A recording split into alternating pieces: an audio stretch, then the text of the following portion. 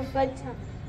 आयुष्यात मोठे होण्यासाठी काही गोष्टी लक्षात ठेवल्या पाहिजे। अशाच पप्पांबद्दल काही गोड आठवणी सादर करण्यासाठी मी मंचावर पूजा ताईंना आमंत्रित करते।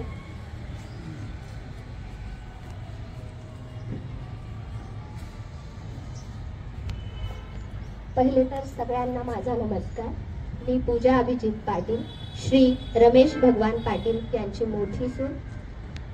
पहिले तर तुम्ही आज वेळात वेळ काढून आमच्या पप्पांच्या सेवानिवृत्तीच्या कार्यक्रमात सहभागी झाले आणि आमच्या कार्यक्रमाची शोभा वाढवली, त्यासाठी तुमचं सगळ्यांचं खूप खूप मनापासून आभार। आज पप्पांचा बँकेत शेवटचा दिवस होता, म्हणून आज ते थोडे उदास देखील आहेत, असणारच, त्याला कारणही आहे। त्यांनी त्यांच्या लाईफची 36 वर्ष 2 महिने सेवा बँकेला दिलेली आहे। बँकेच्या सेवेत त्यांनी 36 वर्ष 2 महिने दिलेले आहेत आणि 36 वर्ष 2 महिने म्हणजे काही कमी नाही आहे। एखादा व्यक्ती एका ठिकाणी जेव्हा सतत काम करत असतो तेव्हा त्याला त्या जागेची, तिथल्या लोकांची सवय झालेली असते आणि तेथील वातावरण देखील हे फॅमिली सारखेच असतात।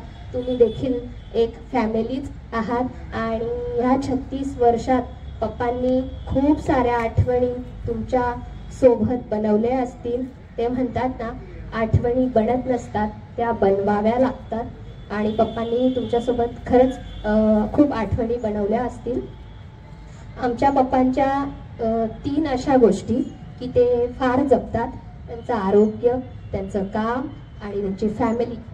आरोग्याबद्दल जर सांगितलं तर पप्पा त्यांच्या आरोग्याची खूप काळजी घेतात, सगळ्यांनीच घ्यायला पाहिजे।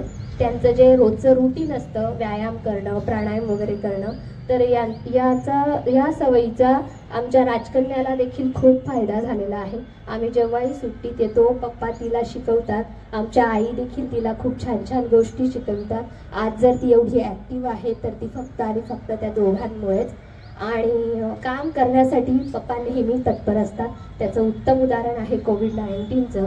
कोविडमध्ये आम्ही पाहायचो पप्पा अगदी 2-3 मास्क लावायचे आणि एक कॅप असायची, मला नाही माहिती त्याला काय म्हणतात, तर ती कॅप घालायचे। आपण जनरली एक मास्क जरी घालायचो तरी गुदमरल्यासारखं व्हायचं आणि दिवसभर त्यांना 2-3 मास्क घालून ठेवावे लागायचे।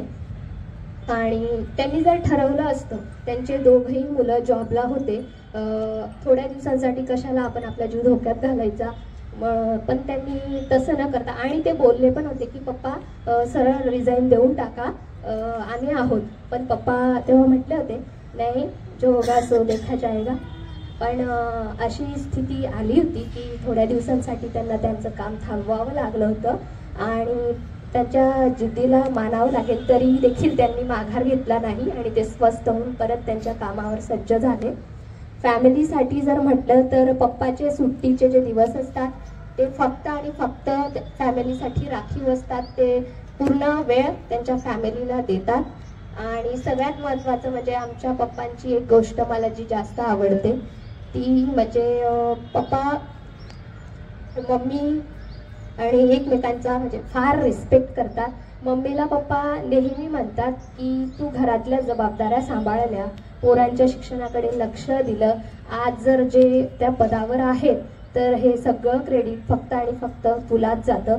नाहीतर कसं असतं, काही लोक म्हणजे घरातलं काम करणं, हाऊसवाईफ ज्या असतात ज्या घरातली कामं करतात किंवा मुलं बाळं सांभाळणं, तर हा टाइमपास वाटतो, पण तसं नाही। पप्पांचे विचार अतिशय उच्च आहेत आणि अशा विचारांचे सासू सासरे आम्हाला लाभले, आम्ही फार भाग्यवान आहोत।